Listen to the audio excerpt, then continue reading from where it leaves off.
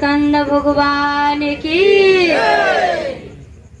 आद्य शक्ति श्री जगजनी माता जी की, उमापति महादेव की, सभी महान पुरुषों की, दिगंत आत्मा की।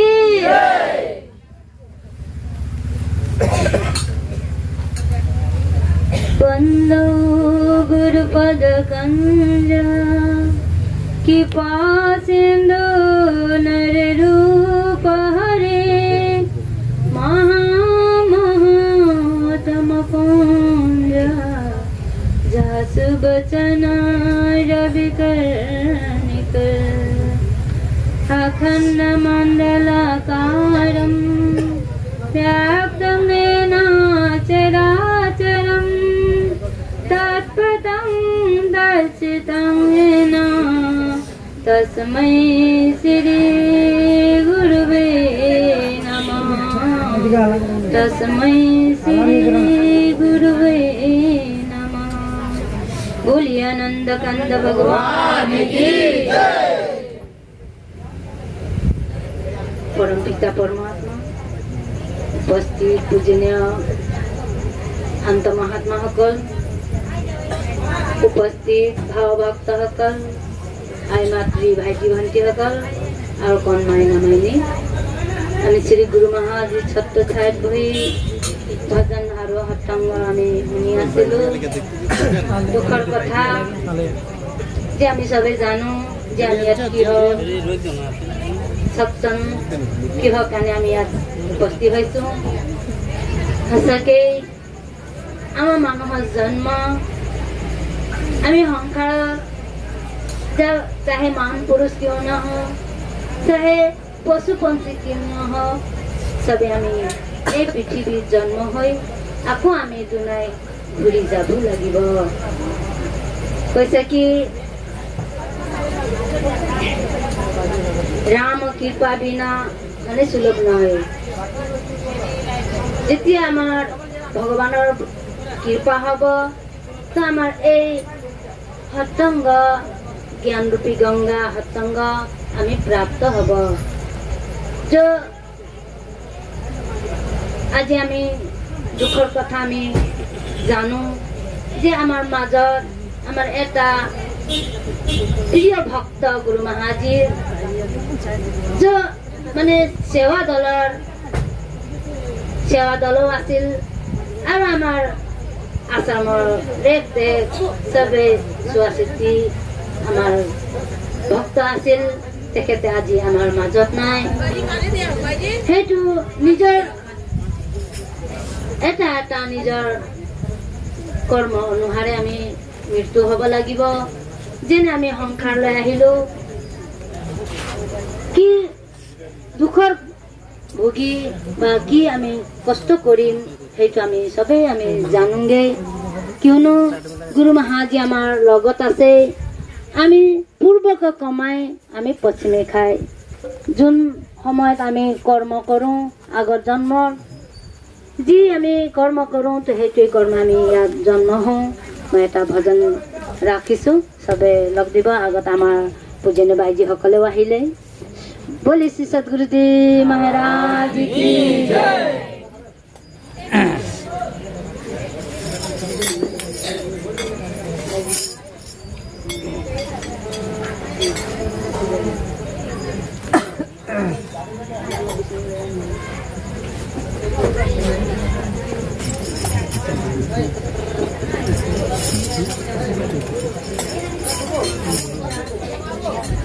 बोली आनंद कंद भगवान की।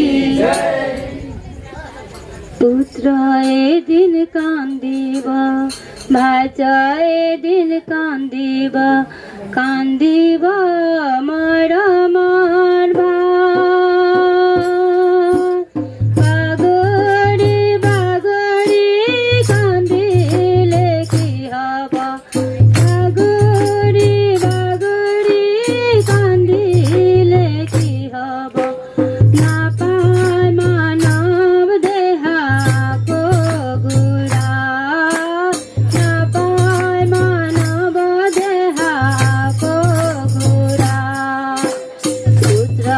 এদিন কান্দিবা ভাইজ এদিন কান্দিবা কান্দিবা আমার আমার বাগরি বাগরি কান্দিলে কি হব না পায় মানব দেহা বগুড়া না পায় মানব দেহা বগুড়া ধনে ধনে করি ধনে কে কাটিল কতনা যতনা করি জীবন জীবন বলে যাব জীবন তলে না পায় মায়া না পায় আমার ঘরে জীবন জীবন বলে যাব জীবন তলে না পায় আমার ঘরে रुद्राए दिन कांदीवा बाजाए दिन कांदीवा कांदीवा मोर मोरबा बागड़ी बागड़ी कांदिले की हब ना पाय मानव देहा बगुड़ा ना पाय मानव देहा আহিছো অকলে যাব গয়া কালে পাবাহে জীৱনৰ হাকো আপোন আপোন বুলি ভাবিছা মিছাদন লগতৈ নযোৱাই আপোন আপোন বুলি ভাবিছা মিছাদন লগতৈ নযোৱাই পুত্ৰায়ে দিন কান্দিবা বাজায়ে দিন কান্দিবা কান্দিবা মাৰ মাৰ বাগৰি বাগৰি কান্দিলে কি হব বাগৰি বাগৰি কান্দিলে কি হব না পায় মানৱ দেহা বগুড়া না পায় মানৱ দেহা ঘৰ ভাঙি গলে সাজিলে ভাল কৰি সময়ৰ হালনি কৰি দেহা ভাঙি গলে হাজিম কেনে কৰি যাব নিজৰ ঘৰে চালি দেহা ভাঙি গলে হাজিম কেনে কৰি যাব নিজৰ ঘৰে চালি পুত্ৰায়ে দিন কান্দিবা বাজায়ে দিন কান্দিবা কান্দিবা মোৰ মোৰবা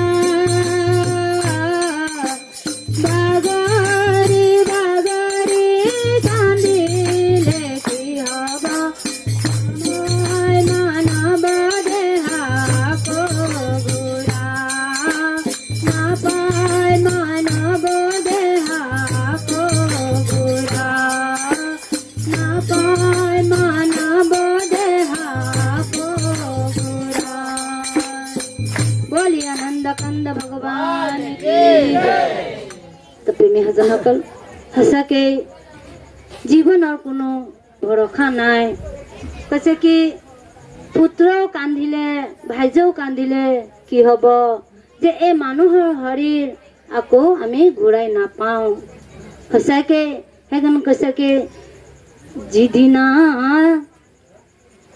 বিচাৰ হ'ব তো যিদিনা বিচাৰ হ'ব সেইদিনাৰ মানে আমাৰ মৃত্যু সময় আহিব যেতিয়া আমাৰ মৃত্যু সময় আহিব তেতিয়া আমি ঘৰ পৰিবাৰ চবে চাই